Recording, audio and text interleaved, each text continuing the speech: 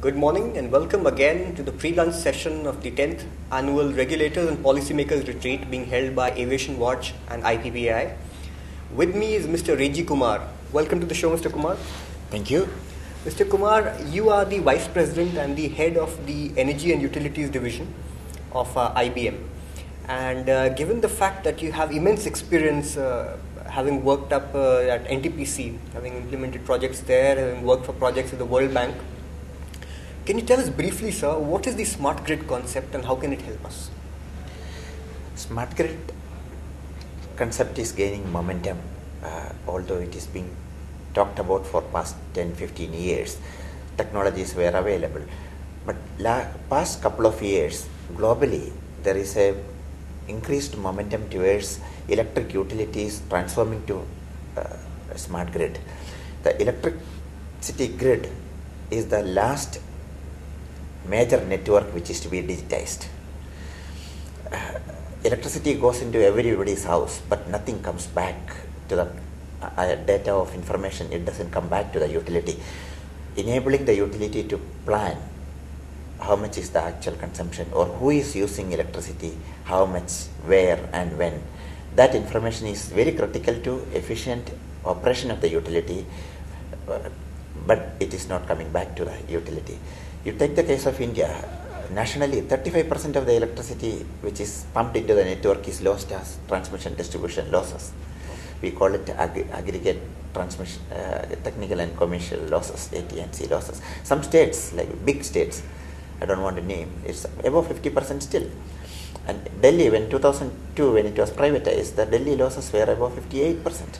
Today, it has come down to much manageable. In one segment, it is 15%.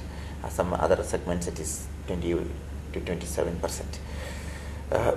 Smart grid is not just one solution. It is a transformation from where, which is giving complete visibility for a network operator, absolute visibility where the power is flowing up to individual consumers and beyond within the consumers' premises to each appliances, so that those appliances can be controlled from the utilities control room.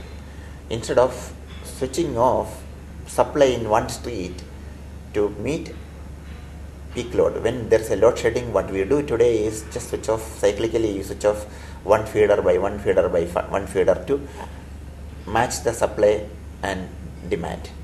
Instead of doing that, just imagine if you are able to switch off all the air conditioners or all the pump sets or some of the high power consuming devices or equipment in consumers' premises, light and fan will still be on.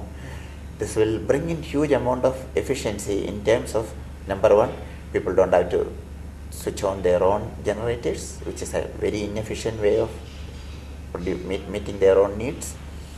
Number two, the basic infrastructure, the electricity and the light and fans will be on.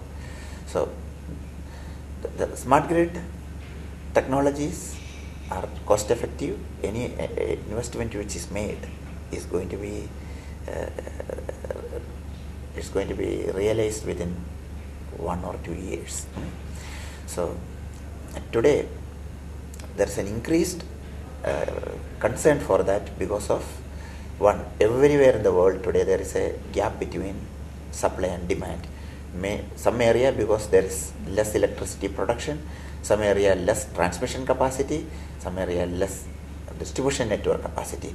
So the demand is increasing, supply constraints exist. So to meet that, this demand control which I said, the demand response, that's a word which we use in the electricity parlance, demand response programs is being promoted. And number two, another concern today is green, distributed energy resources. The traditional power grid is designed with huge power plants pumping electricity from bigger centralized power stations to individual customers, cities and to customers. Today, in many places, wind, solar and other renewable energy sources, regulators are asking those also to be integrated onto the grid and dispatch green sources of electricity first. So integration of those distributed energy resources can be achieved efficiently in a smart grid only.